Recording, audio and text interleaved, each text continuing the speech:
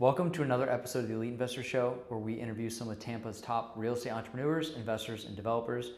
Joined on our show today is Josh Pyszkowski. Yep. Welcome to the show. Thank you. Appreciate it. Good to be here.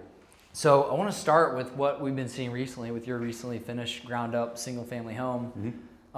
Pretty impressive. I will say, admittedly, I'm used to seeing people who are just more like average, and I would say the average type of person is not really an action taker in life. That's just kind of average. And I know we had talked a little bit about like development and building your own home and some pitfalls to look out for, trees, surveys, utilities, soft costs, impact fees, all these things. And one day you're like, oh yeah, like we bought a lot, like putting plans together, we're building it. I was like, wow, like this is pretty solid. Yeah. So I want to kind of unpack that experience a little bit. Okay. I'm sure it was filled with lessons learned. Oh, yeah. None of those projects usually aren't. So how did that go from before you even started to kind of like lead us up to now, if you could? Yeah. I mean, I can kind of dive into the story. So late 2023, I think I found the group just through a connection on Facebook. A friend of mine, she recommended that I attend one of the free events. Attended it. I thought the speakers were awesome. I just immediately saw the potential value, and hit you up. We had a quick conversation, and before I knew it, I was in the group. And for about 2-3 months, I didn't really know what I wanted to do in real estate, but I did know that it's a path I want to go down in some capacity. I've got a backstory of kind of why I want to be in real estate. We can dive into that a little later, but it took about 2-3 months. I didn't know if I wanted to flip, if I wanted to maybe try wholesaling. I knew I didn't really want to get my agent's license, at least not yet. I want to get a little bit more experience if I do end up doing that. But I've always been around construction. My father's a GC. My mother's actually a real estate agent. Grew up in Naples, Florida. So I've been around the industry so much. Going to job sites with my dad, looking at blueprints. I'm just very comfortable with the whole aspect of it. And something that you and others in the group talk about a lot to be successful in real estate is risk mitigation. You don't know what's going to happen tomorrow. You don't know if a deal's going to go sour. So you need to kind of protect yourself as much as you can. And I sat there and I thought about it, and I said, if I'm going to get into something as risky as real estate, with my own money, with other people's money, how do I mitigate risk? And I thought, if I'm so comfortable with construction, I understand building, I'll get my hands dirty if I need to in order to save costs, make sure something is done properly. New construction is probably the way to go. And so, like I said, I called up my dad. He's always, been in construction. He's always wanted to actually take the same step that I took. And so I said, what's your appetite? He said, let's do it. Cool. And so from then on, I went on a hunt for some dirt. I found a piece of land. I didn't get that one. Excuse me. And luckily, about 2 days later, just searching MLS, realtor.com, about 4 or 5 blocks north in Seminole Heights, came on the market, and I just jumped on it. We negotiated a little 15% discount on it. I think I probably could have gotten more, but the lot actually came with a few other incentives and documents that I thought were valuable at the time. Half of them weren't valuable at all for the project. And so that's kind of just how it started. Cool. What did you buy the land for? $175. Okay. Yeah, not bad. Yeah. Okay. So from then on, how did your experience go after that? So probably different than a lot of other developers. I mean, this is my first project. So again, risk mitigation, we wanted to take our time. Yeah. So we bought the lot with cash. So, after day one, we have no obligation other than minimal taxes. Yeah. We actually took about 6 or 7 months before we even broke ground. And, to a seasoned developer, that's probably killing profits if you're using investor money or loans or anything like that. But again, we paid cash for it. So, we took our time finding subs. Like I said, my father's GC in Naples, so all of his subcontractors are down there. Yeah. financing. We didn't know how we were going to finance the rest of construction. So we were vetting lenders. We were thinking hard money, regular construction, construction to perm, or if we wanted to rent the property afterwards. And so we just really took our time trying to get our ducks in a row before we started breaking ground.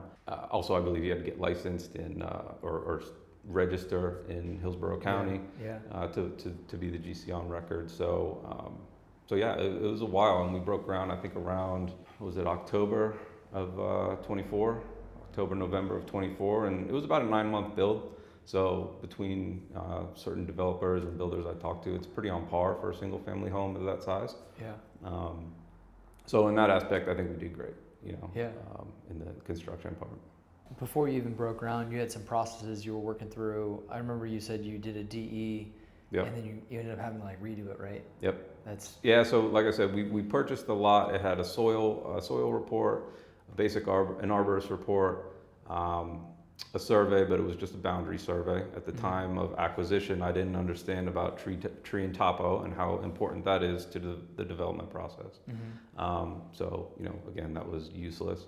So they had a boundary only. Boundary only. So no topo or tree. No topo or tree. Yeah. So, Yeah, that's always a challenge. This is a common misconception, especially among agents who list the property on the MLS's land. They're like, "Oh, you're totally good to go. It's build ready." It's like there's actually a lot of stuff that has to happen between now and then. And something that I've personally run into is when I take that boundary survey, I want to try to save money if possible, so long as the surveyor is registered with their digital stamp with the city of Tampa. And they have the capacity to do tree and topo adding to it. Yep. Something I've ran into is calling the surveyor. He's the same guy, he or she, same person who did the original boundary survey, and then they end up sucking for tree and topo. Hey, I'll be out there next week. Yeah. 3 weeks later, dude, I need this. Come on.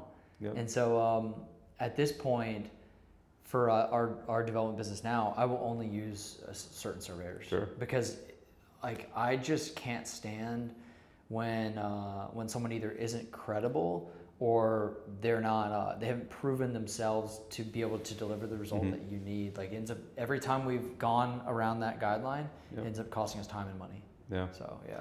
Yeah. So no, I use the same approach actually. So I called the same surveyor company. They added tree and topo for a nominal cost. Yeah. So that was a win. And yeah, the DE, it came with a DE, but the DE is tied to Site plan. It's a site plan. Yeah. It also came with a set of plans, but not approved plans, right? So just drawings of a house that could fit on the lot within the setbacks. But it was a larger house, 3,000 square foot. That's a huge construction cost. So we decided not to go with that. You change that, the DE goes out the window. Yeah. So we had to reapply for the DE, got that approved. Turns out we also had to apply for taking down a grand oak. So that was another DE process. Actually, no, I think we rolled it into the same DE. Either way, yeah, we had a little bit of challenges just before we even broke ground. We had a design exception. I'm sorry, not part of the design exception, but part of the plan approval. We had an issue with conflicting code. So in Seminole Heights Overlay District, there is code that says nothing of your structure can project out past the BTL, the build to line. But also one of the building forms that we complied to says that your carport just has to be on the side of the house, right? Your porch is this, your roof pitch is this, but your carport just has to be on the side. Doesn't say anything about sticking out past the BTL. And so the plan reviewer reviewed it and said that the front of the carport was considered part of the carport and it was in line with the front of the porch, which sticks out past the BTL. And essentially the code conflicts because there's something called the permitted projections, right? That says nothing can stick out past your build to line. Yeah. So we complied with one part of the design code, but we didn't comply with the permitted projections. So which way do you go? And it was just a coin toss. We got the plan reviewer on the phone, his boss sent emails. We just fought it for 2 weeks and said, you know what, They gave us some leeway, so they let us do something with the carport to basically say, you know, we will consider this part of your carport part of the porch, and so therefore you now comply. But we had to push the carport back and reconfigure the inside. Yeah. Time, money. Yeah. The whole thing. Yeah, man.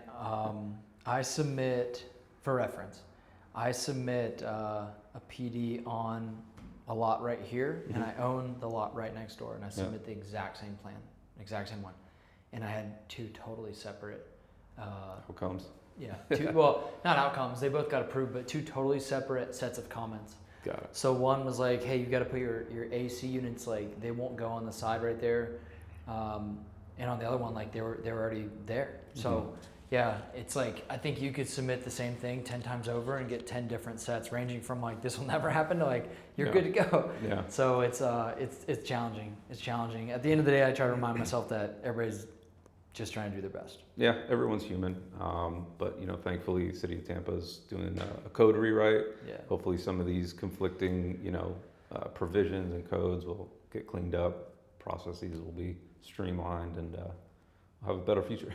Yeah.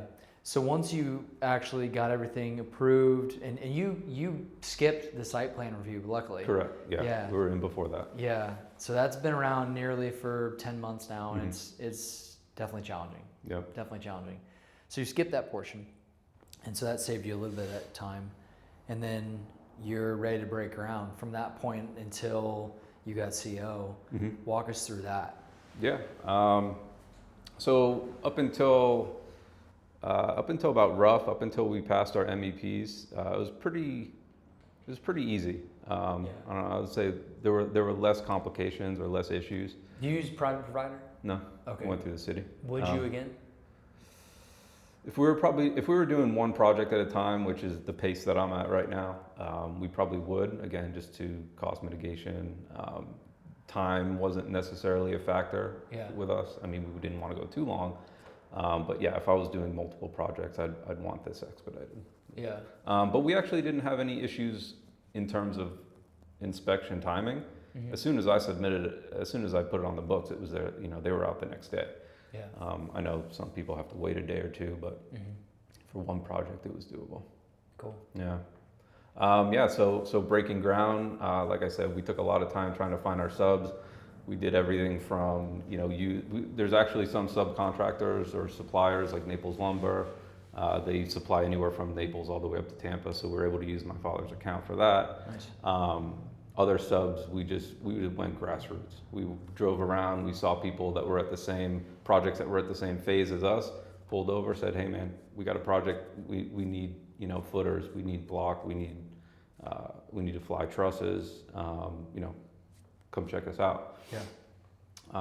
So yeah, everything was good. You know, again, trees, we did do root prune and an air spade. That was, you know, an unplanned cost, not too much, but. Do you remember the cost of getting ready to do it on one project? It's usually like $1,000 or $2,000, right? Yeah, so the air spade, I believe, was like 12 or 1,300, and the root prune, I got a deal through my arborist. It was only a couple hundred. Yeah. Yeah. So yeah, I mean, if you're paying more, and this is just for one tree, about 20 foot of like root prune, and it was for the piers, for the columns, so just 2 spots for the air spade. Yeah. Yeah, not too much. Cool. Airspace. Did you go out there on the airspace day? No, I didn't. Do you understand the concept? Of Yeah. They blast it with high pressure air. It's like the dirtiest job. Yeah, dude. It's just like I told the guy, I said, I want to come and kind of see, maybe film a video or whatever. He goes, it's just me inside of a cloud of dust. Like. Yeah, it's kind of like a pressure washer, but there's no water coming out. It's just super high pressure air, and all the dirt is just going everywhere, including back at you. It's really I decided to skip it. I figured it wouldn't be that impressive. I have a video from a few years ago, getting on camera. Yeah. It's I wouldn't want to be the one in the trench. It's like it's pretty dirty. Yeah. Construction went really well. Like I said, up until you do your rough inspections on all the mechanicals and everything. Yeah. Everything was good, but then we felt like it really ramped up after that, because now you're putting everything back together. Yeah. Your drywall, your siding, everything, and we had some issues with a couple contractors. Doing some shoddy work, having to redo it a couple times. I know it's part of the game. Yeah. But we held our ground. We made sure they came back and they did it to an acceptable level, and just moved on. Yeah. Any points? Because you're kind of on the tail end of it. I know you're selling it now, but any points of it that stood out to you as like extremely stressful? Just nothing rattles you? I remember. I think it was not really. I mean, the probably in the beginning, honestly. I need some of that, dude. Well, I need. Well, I've got one project. I don't know how many projects you got going on, but it was probably the permitting process, because I did so much due diligence, paying attention to conversations that we've had in the group, our live calls, things with trees, and we had John Cullen on. I watched John's segment 2 or 3 times, and things that you've said about trees, and I'm like, I'm going to go into this project and I'm going to kill it. I know everything about trees, and we I guess overlooked some things, and the design exception thing, like I went back and forth with our architect, just making sure we did a thoughtful design, something that was standard, that could sell, and then the city hits us with this, you don't comply, and like we're just like so caught off guard, like we do comply, and they say, well, this little 1 paragraph provision in the code says you don't comply. I mean, like I said, I like to do my digging, and I found out the plan reviewer was hired a month prior, so he was fresh. And about a week or 2 after my denial, I found a permit that was approved for a very similar design, like same permitted projection thing. It just like slipped through with the same person. I'm like, it's so frustrating. And so that was probably the biggest issue. Everything else we were able to really work through in a good amount of time.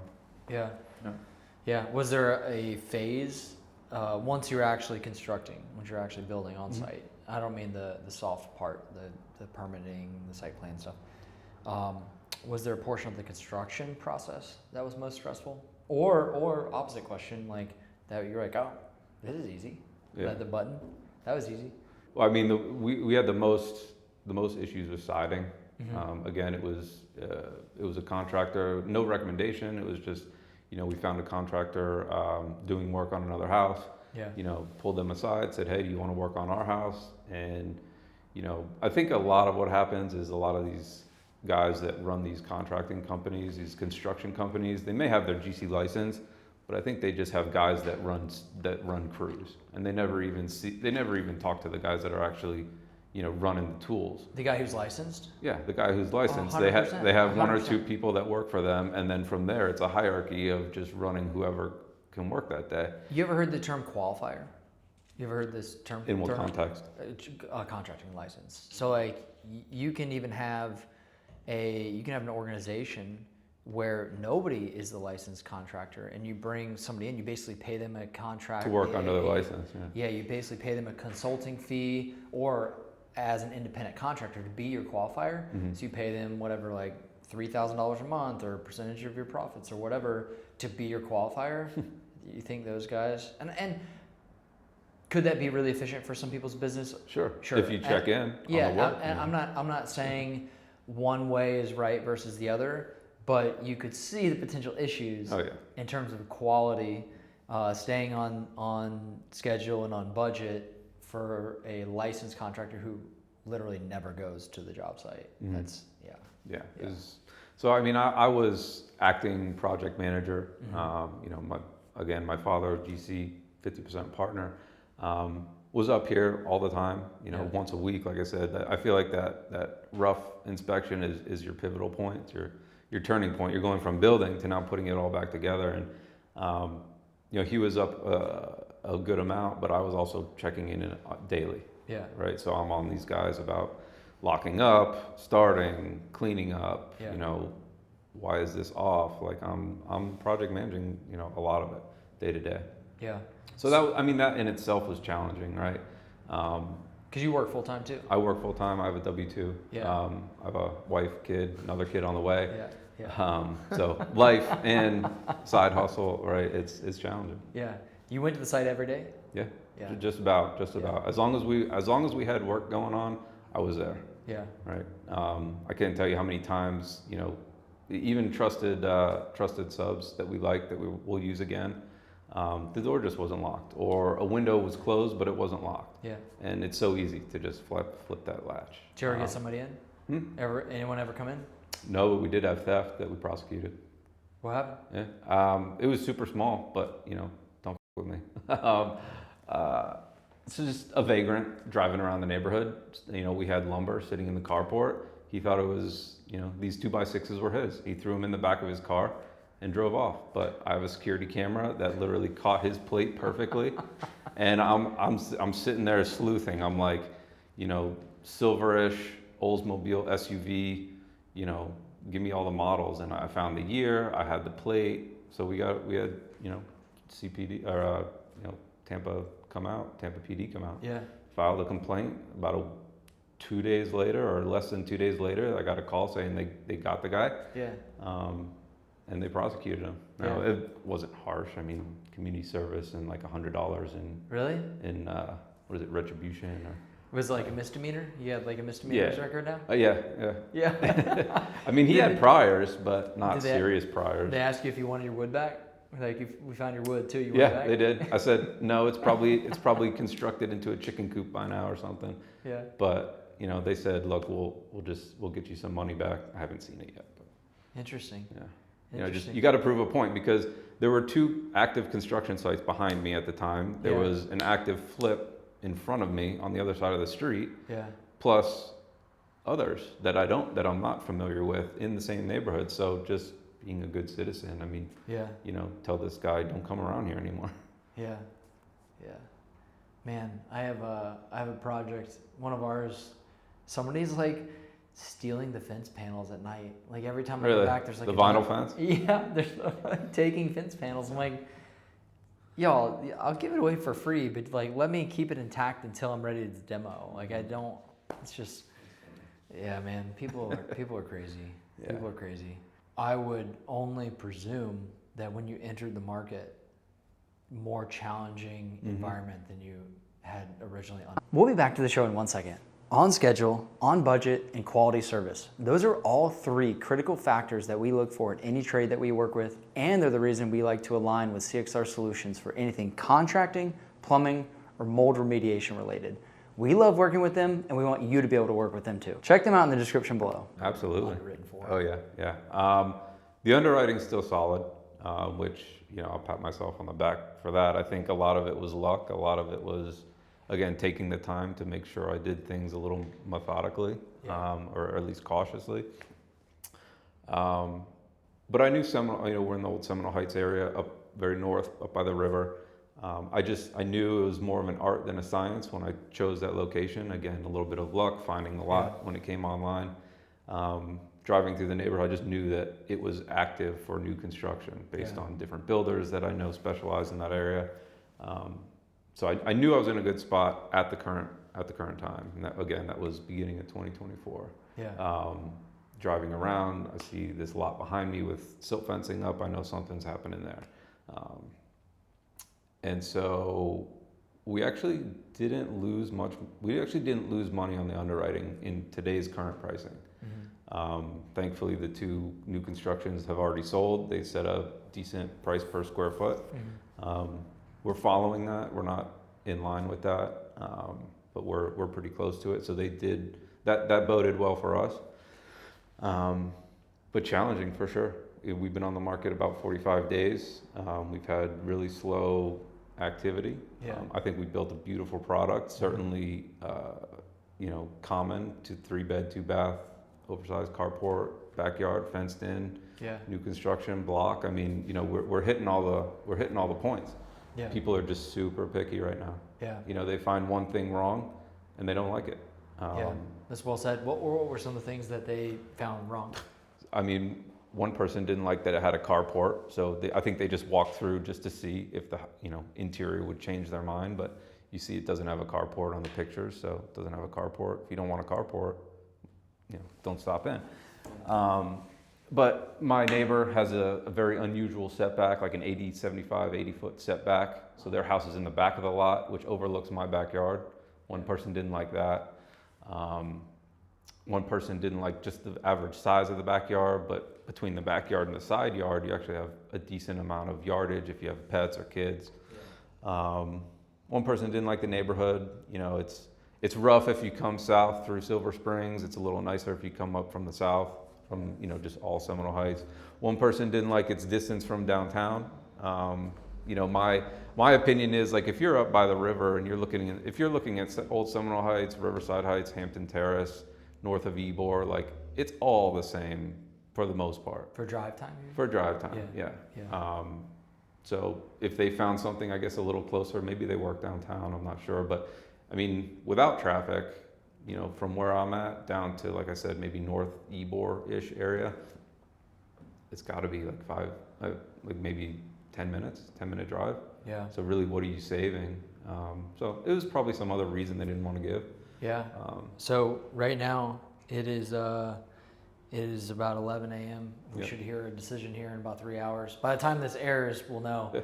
But on potential rate cuts today. Yeah. So I'm curious to see myself what happens with the macro market in Tampa, with buyers potentially coming back into the market. A lot of these people who kind of, I'm going to wait on the sidelines, see if rates come down. Yeah. Like today could be the day where it starts to trickle down a little bit. So.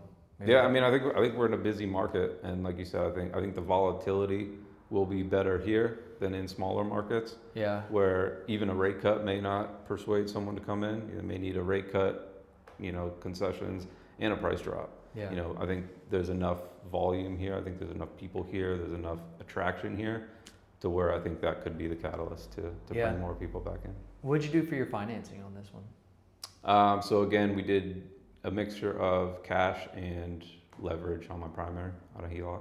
That's right. You told me that. Yep. Yeah. That's probably pretty favorable terms. It is. Yeah. It was, I mean, regular HELOC terms. So 10-year credit with a 20-year mortgage after that, if we keep it open for the balance. Prime minus 1.01 on the rate. Yeah. So that's cool too, because you have, like, with a line of credit, you have some flexibility. So, like, let's say. Well, you're your own bank. So you pull when you need to, you pay back when you can. It sucks when you finish this $500,000 construction budget and you have a loan. This is the one part with ground up development that this is the part that sucks. Yeah. You finish a project and you're waiting on the market and you're writing a $5,000, $4,000 check, whatever it is, based on your interest rate every month. It's just interest only. Just burning. Yeah, I mean, we couldn't do it. I mean, that would kill us.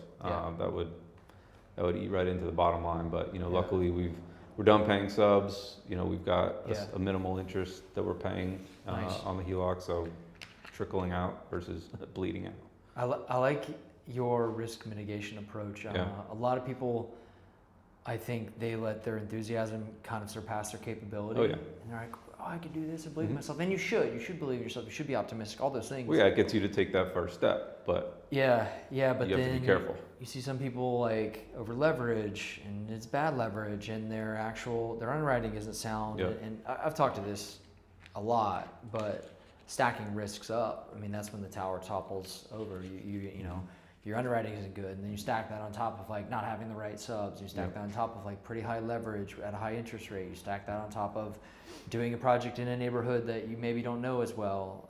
I'm not saying you did, but just in general. And you stack up all these risks, and it's like, why didn't my project go well? It's like, come on, man. Yeah, you have blinders on a little bit, maybe. It was all about risk. I mean, I'm semi-risk averse, but I do know that, you know, you have to spend money to make money. You have to take chances to gain opportunities and to grow. And so I try to do that with least amount of risk as possible, bringing in my father as a GC, who I know is going to be there for me when I need him. 50% capital partner, using as much cash, self-leverage,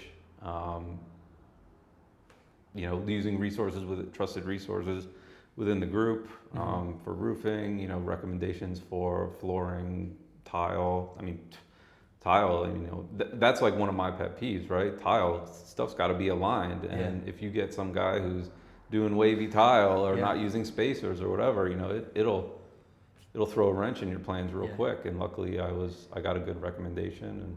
And cool. So, let's go. We're gonna go back in the past, and then we're gonna jump to the future after that. So you said we could get a little bit more in depth into what got you into real estate to start with. Yep. I would love to hear about that a little bit. Yeah.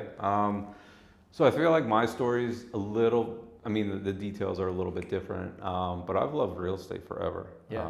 From an early age. Like I said, we moved to Naples in '92. My mom had some jobs, and then she got into real estate. She's been in real estate ever since. Father's always been in construction. And so seeing it from both sides really gave me this interest of seeing things being built and torn apart, to seeing the finished product and the types of people that can afford these finished products. And if, some people may not know about Naples, but, back in the day, maybe 20 years ago or so, Naples was second or third per capita for wealthiest cities in Florida. I didn't know that. Right behind like Jupiter Island and, West Palm Beach, right? Where a lot of billionaires are. But I mean, we've got a piece of property on the market. Oh, actually, it's not on the market anymore. But there's a very wealthy family. They were trying to sell this massive lot on the water with like 3 compounds on it for almost 295 million. I mean, there's money in Naples, and so my point is, I saw it from all aspects. I saw the type of life that it could provide you. Listening to people like Warren Buffett, Charlie Munger, like real estate is the best wealth generator of all time. Best vehicle for that. So just these little bits and pieces throughout my life have always stuck, right? They're always these building blocks of the way I think. And I remember this story I've probably told you before, I've told other people, but I was about 8 years old and my grandmother lived in Naples, and I was over at her house one day and she was walking me around her house and she said, "Look, one day I won't be here anymore. Is there anything of mine that you would like? Your brother has already picked out these things that he would like. What do you want?" And I said, "I want the house." I said, "I want the house" at 8 years old. Who does that? And she laughed at me and smiled and went about our day or whatever, but I never forgot about that. And 6 or 7, 8 years ago, upon her passing, I didn't get the house, unfortunately, but I knew at such an early age that this house, at one point when you're not here, it's going to be worth a lot. Yeah. And it'd be great if I could have it. So I didn't get that, but even during the execution of her wishes and her will, I was a part of that. My mom and her 3 brothers, they were the ones that acquired the asset, but I still wanted a piece of it. So I was trying to broker between my uncles and my mom, maybe what my inheritance is that's outlined in the will, maybe you just transfer that to a percentage of the current value of the home, and then when we fix the home and sell the home, my current percentage is now X amount more. Like I'm trying to do this. You're dealing. Yeah, I'm trying. Yeah. So like I said, that's just kind of why I love real estate. Plus, I love being in a beautiful space. You have to live somewhere, right? So why not live in a nice place? Yeah. And so I want to start creating that for people and creating it for myself one day. Yeah. So like your role in your full-time job, how does that enhance what you're doing in the real estate space with like your design eye, putting things together? Well, my full-time job is in data management. So it's very technical. It has helped me understand data, understand processes, understand being organized, understand leveraging technology, and just being comfortable with technology. Let's just as simple as Excel, right? I've used Excel for a long time. I'm no whiz, no master at it, but it definitely helped create a nice underwriting tool, right? I used the tool that we have as a resource. I use that as the basis, and I've built it out into this thing that I understand, and I can pull different levers, and I can see different results. It's really just helped me kind of, I think, just mature as a professional in general. I'm not going at this eyes wide shut. I've got to. I'm thinking things bigger picture, because when you work with data, you have to think about the bigger picture. It's not just this one data point that's off. It's a process, whether it's a manual process or an automated process that created bad data, and so garbage in, garbage out. Yeah. So underwriting, right? If you don't come into the underwriting process, which is the basis for your deal, aside from acquisition, which is part of the underwriting. But if you go into that with bad data, bad assumptions, bad or no plan, then you're going to get garbage out. Yeah. And so I just think it's helped me in that way. Yeah. I guess I made a mistake there. Tell me about what you're doing with design work. Oh, so that's another side, passion project of mine. So Joshua Walter Designs is... For some reason I thought you were doing that full time. No. Yeah, okay. No, I wish. So the design stuff, it hasn't really taken off. I have a few, projects, one that I'm working on down in Naples, just remotely. Yeah. But yeah, again, growing up, looking at blueprints, like just my dad's office was like littered with blueprints. I had just like such a curiosity about blueprints, and I thought it was really cool, right? It's kind of like an X-ray of your home. You can see the walls, the plumbing, the electric, all of that, and you put it all together, and it's this plan to build this thing that you live in. And I just thought it was always really cool. We built, my dad and I, out of foam board, we built a scale model of my home, my childhood home, just for fun, because I thought it was cool. And so I've always I always feel like I've had a natural ability to see what spaces could look like on paper and how it translates into a final product. Yeah.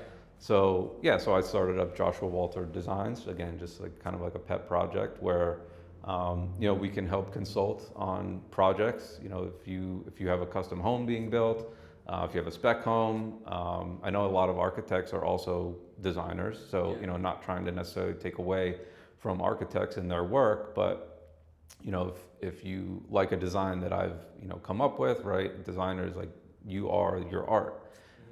So everyone's design is going to be different. I can help consult. I've already actually helped, one or two people in the group just really quickly, hey, can you take a look at this? Where would you, do you find efficiencies? What do you think is wrong? And part of that, 3D modeling, 3D walkthroughs. A lot of people, what I'm hearing is they have a hard time visualizing. Not everybody is, left brain or right brain, like artistic, can see the end goal before it's there. So I can help do that, right? Give me a set of plans for your project or your house, and I can visualize it for you in a 3D model. We can walk through it. I can put different materials on there. You can see spaces, shadows, everything. It's another avenue of real estate that I can go down. That's fascinating to me because I consider myself pretty data driven, kind of engineer minded, and you seem the same way. But then you also have this creative side, and I don't have that. I'm just dude, let's make it really efficient and optimized, and the pretty creative aspect of it. We'll figure that out later. Yeah, I don't totally love going to the store and picking out tile and all that, but I also don't hate it. Yeah. Especially for my project, I did that. I didn't hire a designer. I feel like there's enough information out there on the internet, and you just pick what's trending. Yeah, I hate it because I make the wrong choices on stuff like that, and I'm that is not my strength, and I'm very aware of it. Cool. Play to your strengths. Yeah. So leading up to this point, we talked about getting your first ground up development to completion, and it's now for sale. So from this point towards the future, what happens from here? Roll it into another project. Yeah. I think my short-term goal is to at least do one thing a year. Until I really get things rolling, until I can figure out how to make things more efficient. One of the goals of my project that I haven't completed yet, but I kept a timeline of every single step. Every single notable step, right? Yeah. When something started, when something ended, if I have to redo something, and those start and end dates will create a Gantt chart that I can create, and it'll be this long. Yeah. But if I can compress it down to this long, I can figure out how to maybe do 2 projects a year. Yeah. So really kind of analyzing what I've done and how to make it better will dictate how I go forward. But I think at least 1 project a year if I can. It's the way to do it. New construction, again, I think is my risk mitigation, because you don't need to necessarily know what's behind the wall, right? You're building the wall. So I think you can control it at every level. Yeah. You're talking about like taking on a flip. When you go Right. do a flip, you open up the wall, you find a surprise you didn't expect. Yeah, or doing wholesaling. Yeah. You have to dispo that thing before your DD period, otherwise you lose your earnest money. And if you can't get a long enough DD period, then you better have your pipeline and your buyers lined up so you can roll these things. Yeah. And I don't have the time, or even the patience to do that. So I think maybe one construction a year. Maybe it's spec, maybe it's build to rent. I really love the idea of building, renting, pulling your cash out in a refi, doing a cost seg and pulling forward depreciation. I mean, these are all the tools that you guys all preach as seasoned investors, and it's doable for anybody. So why not take advantage early instead? Yeah, there's pretty substantial 5 tax tools that I like to use, and I come back to usually I touch all of them at least once each year. So bonus depreciation, filing as a real estate professional status, 1031 exchange, capital gains tax exemption. Actually, that's the one I don't touch every single year. You can only do that once every 2 years. Yep. And then qualified opportunity zones. So like stacking those up, it's all legal aspects of the tax code that everyone can use. But no one teaches it. Yeah, it's no one teaches it. Yeah, you have to go and find the information. So. Yep.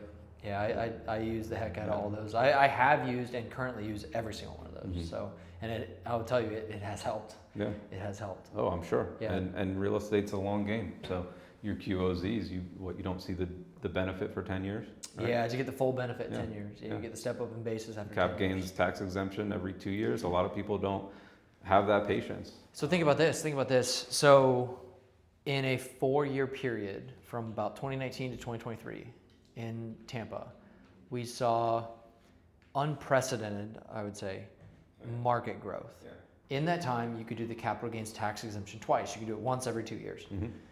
So if you did that twice, and I file my taxes as a single taxpayer, it matters on the capital gains tax exemption if you're filing as single or filing as married. And so if you're filing as single, you're capped out at $250K exemption. Yep. So if you had appreciation in your primary residence of $250K or more, and you did that 2 times over of $250K or more, then you got $500,000. As long as it appreciated. Exactly. Yeah. Assuming that's the case. Or you could get that. It's not a guarantee. It's not a guarantee. Of course. But as long as that happened, which it did, then you get $500,000 tax free. Yeah. So I did it twice. Yeah.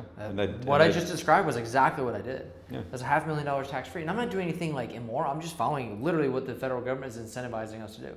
I just follow the rules. Yeah. So it's pretty crazy. And I get there are downsides to owning a house too. You got home ownership costs and costs to upkeep and stuff. But when I hear a lot of people, there's some gurus out there like your primary residence is a liability. I'm like, I don't know, man. If you do it right, it can be pretty good. Yeah, it can be pretty good. So is renting and not being able to control your rental costs, or if the person sells the building, or sells the home, then where are you gonna, now you have to scramble. Yeah. So there's risks everywhere. Yeah, pros and cons everywhere. Yeah. So cool. So continue to do one project a year, or maybe getting that Gantt chart and seeing where you can find efficiencies. Yeah. So where do you think you'll do your next one? Where? Yeah. Would you still stay in SH, or would you come down to? That depends, because as you move further south, things get more expensive, relatively. I guess it depends on the strategy. I think if I'm doing build to rent, I'd probably stay in Seminole Heights or move a little bit west. Yeah. If I was doing another spec home, probably further south. Yeah. Yeah. Yeah. I mean, as you move further south in Tampa, you get more beautiful. There's the restaurants, the shopping, the more attraction. So I feel like as long as you price properly, it's easier to sell a spec, right? People want to live around all of that. It's harder to sell in a spec in an up and coming neighborhood, even if you're priced properly, because people still have that apprehension of you're priced at market, but I'm taking a risk that people drive through my neighborhood all the time. They walk through the neighborhood and they fix their cars outside. There's barking dogs and chickens and all these things. I'm taking a risk that it may not be as nice in 5 years as Hyde Park is right now. Yeah. Yeah, So I get that. I still think there's good deals to be had, like south of Gandy, north of Kennedy. I mean, there's good deals to be had everywhere right now, but areas I still like are, we can find disproportional good deals south of Gandy, north of Kennedy, especially if you can add some density component to it, which is like what we are really focused on right now. So yeah, I mean that's another great tool is adding density and it's if you can find the lot that's by right splittable, you know, and you can get that deal for a good. I mean, I've already seen it. People in the group, friends, colleagues, they're doing that and it blows up. Yeah, it can be pretty beneficial. Yeah. Cool. What do you think you're most excited about? Making money. Making money. Yeah. I mean, I you know, like I said, we underwrote this deal pretty well. I'm not going to jinx it. I'm not a believer in the universe, but you know, we should have a contract coming in soon. Should be under contract by the end of the week, and it's exciting. Yeah. Okay. Yeah. All right. It's cross my fingers and it's for you. healthy. It's healthy. So yeah. I just want to repeat it. I want to fuel that and repeat it, roll it into another project, and you know, I love the construction aspect of it too. You know, driving up to the job site and knowing that you're the one making decisions, you're the one, you know, kind of running the show, and it just that kind of invigorates me. I love that. Like that doesn't feel like pressure to you though a little bit. Not yet. Not yet. No. Yeah. It will at some point. You know, you take on investors, you hold yourself to compressed timelines, and yeah, it'll get pressured. Dude, I'll tell you, one of the most unsettling feelings I've had in real estate was driving from my house to just recently finished townhomes that were 3 minutes away from my house, right after Hurricane Milton last year. Yeah. I don't know if there's a tree in this thing or not. Oh yeah. That was not good. I've got a pit in my stomach about our product. I mean, I've had one, right? It was my goal to sell this thing before hurricane season, which didn't happen just because of construction. And you know, Seminole Heights is full of oaks, old oaks. Yeah, big ones. Yeah, I mean that can be build new house type issue. So yeah, that was a very unsettling feeling. I until we discussed it here, I had kind of forgotten about it. There's some things you don't want to relive, and that was probably one of them. Whether it comes across this way or not, like I'm an overthinker. Yeah. Like with all things, like I'm always thinking about this stuff. Like what could go wrong? How do we mitigate the risk? How do we get ahead of it? And so when you have a circumstance, and there are many circumstances that are in this category. When you have a circumstance out of your control, and you just have to go witness the result and then figure out the solution from there. It's like it's unsettling. That's not a good feeling. Yeah. So luckily it was all good. Everything was fine. Nice. So, but it was definitely a wake up call. So I remember you had a code tree blow over. That was probably pretty bad, right? I had a code tree blow. Oh yeah. I recently installed a tree. It was like flopping around. Yeah. That's a very solvable problem, but a tree through the whole second level isn't. So luckily we were good on that. But it definitely shaped my opinion of like holding on to finished product once it's just on the market. Like it's inevitable. It's inevitable. You have to do that because you have to sell it. But there's a risk tied to it. Yeah, for sure. Cool. Dude, well, thanks for joining us for the show. Oh yeah, absolutely. Yeah, this is good little chat.